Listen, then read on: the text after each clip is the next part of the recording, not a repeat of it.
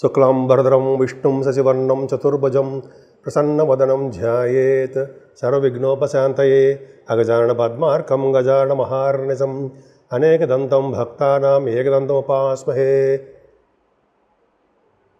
మా ఆది ఆస్ట్రాలజీని చూస్తున్నటువంటి మీ అందరికీ, అలాగే విదేశాల్లో కూడా నివసిస్తూ నా ఆస్ట్రాలజీని వింటూ చూస్తూ ఉన్నటువంటి మీ అందరికీ కూడా పేరు పేరున నా హృదయపూర్వక నమస్కారాలు.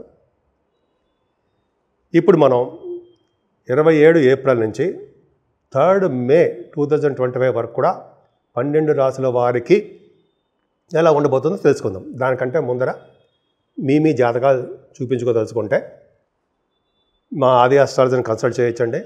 ముఖ్యంగా date of birth, time of birth, place of birth ఈ 3 ఉండాలి. ఉంటే తప్పకుండా మనం చేద్దాము. మీకు నేను చెప్పిన నచ్చితే లైక్ చేయండి, షేర్ చేయండి, అలాగే మీ ఫ్రెండ్స్ సర్కిల్లో పంపించండి.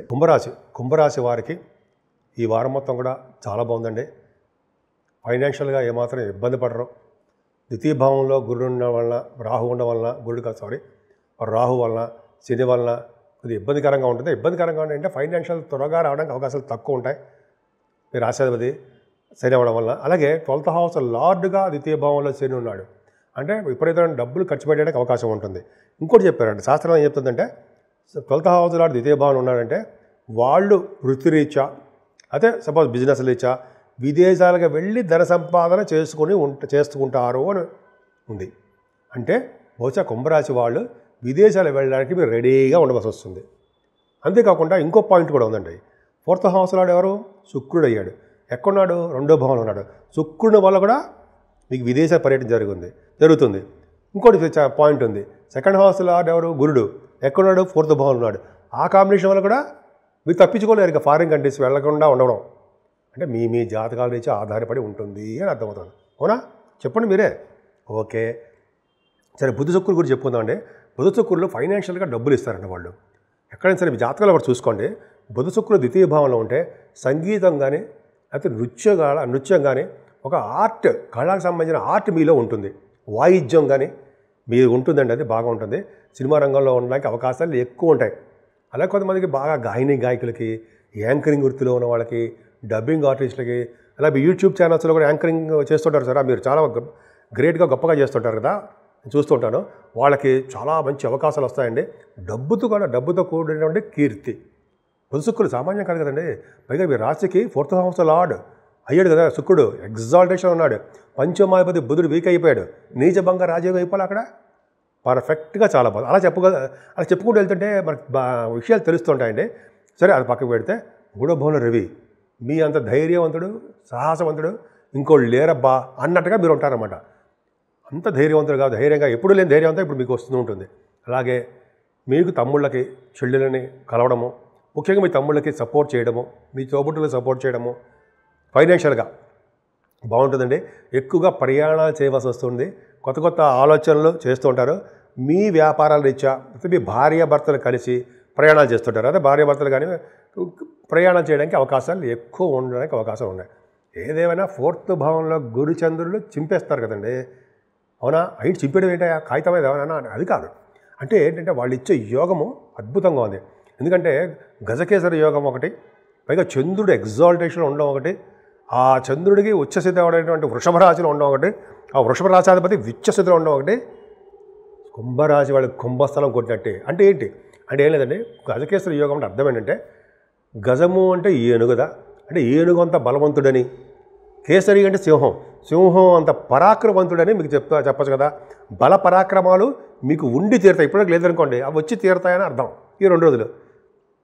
సో దానివల్ల విదేశీ పర్యటన చేయడము, ధనధాన్యాలు సమృద్ధిగా ఉండడము, వాహన యోగం కలగడము, అలాగే విదేశీ వ్యక్తులతో పరిచయాలు ఉండడము, అదృష్టం తోడవడము, పొలిటికల్ రంగంలో పదవులు రావడము. ఎంత బాగుందండి. ఉన్నతాధికారులతో పదవులు ఉండడము, పదవులు రచయితలుగా పేరు ప్రఖ్యాతులు ఉండవు. ఏదో ఒకటి ఉంది. గజకేసరి అంటే గురుచంద్రులు కలిసి ఉన్నా, శని శుక్రుడు కలిసి ఉన్నా, వాళ్ళే అక్కడ కలిసి ఉన్నా అంటే కొన్ని స్థానాలు ఉన్నాయండి. వాళ్ళకి రచయితలుగా పేరు ప్రఖ్యాతులు జీవితాంతం వాళ్ళు జీవించి ఉన్నంతకాలము ధనానికి లోటు లేదు. ధనము వాళ్ళు ఈ వృత్తి ద్వారా ధనం సంపాదించుకుంటారని నేను ఒక చోట చదివాను, శాస్త్రం కూడా చెప్తా ఉంది. సో గజకేసరి యోగం యొక్క పవర్ చూసారు ఎంత ఉందో, అంత అద్భుతం అండి. అంతేకాకుండా రైతులకి పంటలు బాగా సక్సెస్ఫుల్గా ఉండి వాళ్ళకి ధనయోగం కలగబోతోంది. మీ తల్లిగారి యొక్క ఆరోగ్య పరిస్థితి, ఆర్థిక పరిస్థితి, తల్లిగారి యొక్క ప్రేమ బలం నిండుగా ఉంటాయి మీకు, అంత అద్భుతం. అంతేకాకుండా మీరు చదువులోనూ ఎటువంటి ఆటంకాలు లేకుండా దూసుకుపోయే తత్వంలో ఉండడము, అలాగే వాహనాలు, గృహాలు, సర్వ సౌభాగ్యాలు కలగడము, వెండి బంగారు ఆభరణాలు మీకు ఉండడము, అన్నిటికంటే ముఖ్యమైనది సంగీతం. సంగీత డైరెక్టర్లు అంటారు సరే, సంగీతం అన్న వాళ్ళకి అద్భుతంగా రాణించి తీరుతారు. మేటి అంటారు సరే, మేటి అంటే గొప్పవాడు, బ్రహ్మాండ సక్సెస్ అని. అసలే మీరు బ్యూటీ, మీ పైగా మేటీలా అనిపిస్తారనమాట. బాగా సంగీతాన్ని బాగా సక్సెస్ చేస్తారండి మీరు. సంగీత డైరెక్టర్స్ వీళ్ళందరూ ఉంటారు కదా, మీకు బాగా సంగీతం అంటే బాగా ఇష్టం మీకు. కుంభరాశిలో మీ గురుచంద్రుల వల్ల తిరగ పక్క పెడితే ప్రతి రంగంలోనూ ముందంజలో ఉంటారండి. ఫోర్త్ భావంలో గురుడు దోషము అనేది ఏమీ లేదు. సెకండ్ హౌస్ లార్డ్గా బాగున్నాడు, అంత అద్భుతం అండి. మీరు రెడీగా ఉండండి ఫారిన్ కంట్రీస్ వెళ్ళడానికి. మీ ఈ జాతకాలు చూసుకోండి. ఏదైనా పుత్రికా సంత జననం కలగబోతుందండి. సంతానం వలన ధన ప్రాప్తి మీకు ఉంది, చూసుకోండి. కావాలంటే మీ అబ్బాయిలు కానీ మీ అమ్మాయిలు కానీ ఎవరో ఒకళ్ళు మీకు ఫైనాన్స్ లేదని కాదండి, సరదాగా వాళ్ళు పంపిస్తుంటారు. వాళ్ళ తల్లిగారికో, వాళ్ళ అమ్మగారికో, వాళ్ళ నాన్నగారికో వాళ్ళు డబ్బులు పంపిస్తుంటారు. మరి కాదని లేదు కదా, సరదాగా పంపిస్తారు, వాళ్ళ యొక్క ప్రేమ అది. సో అలాగే మీకు ఉండబోతుంది, వస్తుంది కూడా చూడండి కావాలి ఫైనాన్షియల్గా. అది కూడా 29, 30 తారీఖుల్లో ఇంకా మరింత ఎక్కువగా ఉంటుందండి. సో ఈ విధంగా చూసుకుంటే చాలా బాగుంది. పంచమ స్థానము వలనే మీరు స్టాక్ మార్కెట్లోను, షేర్ మార్కెట్లోను, స్పెక్యులేషన్లోను మీకు మీరే సాటి అనిపించుకుంటారు. అంతేకాకుండా సాహిత్యము, సంగీతంలో, నృత్య కళాకారులు కూడా సక్సెస్ రేట్ ఎక్కువ ఉంటుంది. ఎందుకో పంచమాధిపతి 4th house lord and 5th house lord కేంద్రాధిపతి కోడాధిపతి కలిసి ద్వితీయంలో ఉండడం గ్రేట్ సక్సెస్. ఇలా చెప్పుకుంటే చాలా ఉంది కదండి. సరే కుజుడు అన్నిటికంటే ఆరంభంలో కుజుడు సక్సెస్ చేస్తాడు కదండి, ధైర్యాన్ని ఇస్తాడు, ప్రతి పనులను ముందంజలు రొటేట్ చేస్తుంటాడు కదా. ఇక్కడ కుజు బలం తక్కువైపోయిందండి. కుజు బలం తక్కువైపోవడం వలన మీ తమ్ముళ్ళకి కానీ, అది ప్రయాణాలు చేస్తున్నప్పుడు కానీ చిన్న చిన్న అవరోధాలు ఏర్పడుతూ ఉండడము, శత్రు భయం కలుగుతూ ఉండడము, శత్రువులు మీకు మిగతా మాట్లాడుతూనే ఉంటారు, ఏదో ఒకటి మన మీద చాడీలు చెప్తూ ఉంటారు, అలా ఉంటుంది అనమాట. భయపడకండి, భగవంతుడు ఉన్నాడు. ఏదైనా సప్తమాధిపతి ఎవరండి? ద్వితీయంలో ఉన్నాడు, లేడు, బ్రహ్మాండంగా ఉన్నాడు కదా, రవి. సో అదొక ప్రభావం బాగుందండి. భార్యాభర్తలకు అనురాగ దాంపత్య జీవితం బాగుంటుంది. భార్యాభర్తలు కలిసి ఉంటారు, ఏం భయపడాల్సిన అవసరం లేనే లేదు. కుంభరాశి వారికి రవి బాగున్నాడు. రవి బాగుండడం వల్ల మన సక్సెస్ఫుల్గా ఉంటారు. కాకపోతే అంటే కుంభరాశి వారికి ద్వితీయ భావన చేరడం వల్ల భార్యాభర్తలు కొంచెం దూరంగా ఉండడానికి అవకాశం ఉంది. ఏదైనా అష్టమ స్థానంలో కేతువుకి శని దృష్టి ఉండవు. కుంభరాశి వాళ్ళు ఆరోగ్యం పట్ల శ్రద్ధ వహించవలసిందే, అవునా? ఖచ్చితంగా వహించాలి. అంతేకాకుండా వాళ్ళకి రావాల్సిన సంపదలు కానీ లేకపోతే సడన్ గెయిన్స్ కానీ తక్కువగా ఉంటాయి.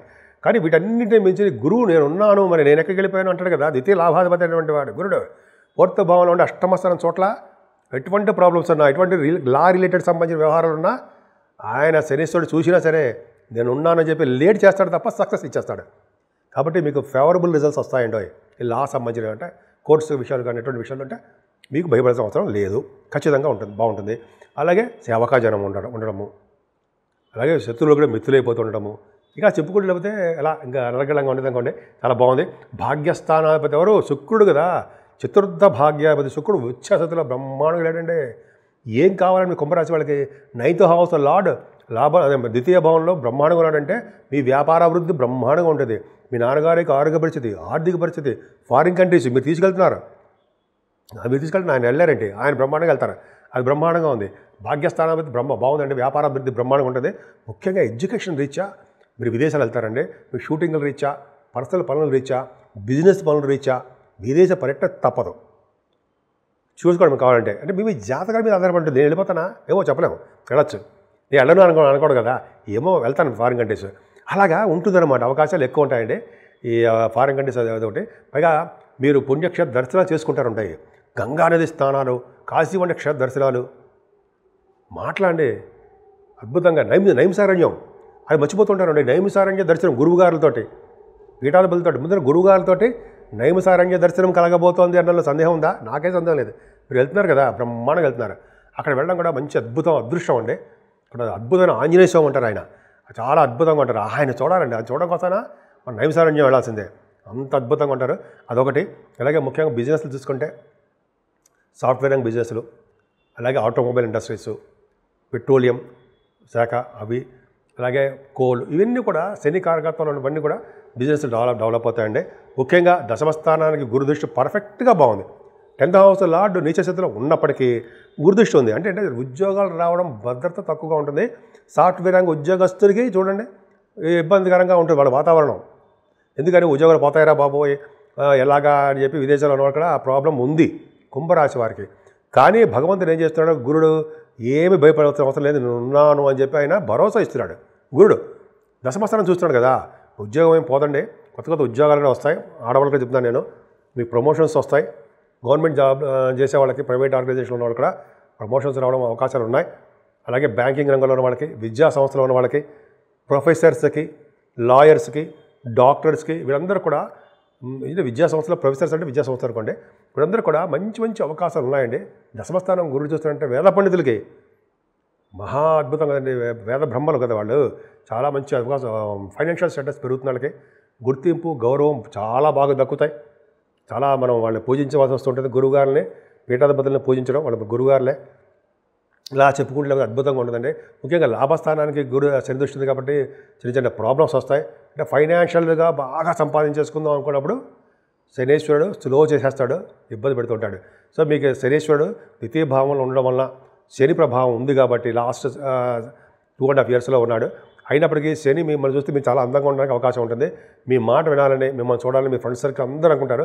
కానీ మీ నోటి దురుసుతనం వల్ల, మీ మాట ప్రభావం వల్ల, మీ స్నేహితుల మధ్యలో, మీ బంధువుల మధ్యలో, మీ భార్యాభర్తల విషయంలో కూడా మీరు లోకైపోతారు, దూరం అయిపోవడానికి అవకాశాలు ఉన్నాయి. కాబట్టి మీ మాట తొందరపాటుతనం తగ్గించుకోవాలి. నేనేమి మిమ్మల్ని బాధ పెడుతున్నట్టు, మిమ్మల్ని ఏదో దూషిస్తున్నట్టు, మిమ్మల్ని విమర్శిస్తున్నట్టు మాత్రం తప్పుగా అర్థం చేసుకోకండి. ఖచ్చితంగా ఇలా చేయడం వల్ల, అంటే మీ పెద్దవాడిగా అంటే శ్రేయోభిలాషిగా మీకు చెప్తున్నా, అడ్వైజ్ చేస్తున్నా, మీరు తర్వాత మీ ఇష్టం అనుకోండి. అలా మన మాట ఉండడం వల్ల, మౌనంగా ఉండడం వల్ల ఎంతోమంది ప్రేమను సంపాదించుకోవచ్చు, ఎంతోమంది మీ దగ్గర అవుతారు. అవునా కాదంటారా? సో ఈ విధంగా సుబ్రహ్మణ్య స్వామిని పూజించండి. అన్ని రంగాల్లో ముందంజలో ఉంటారు.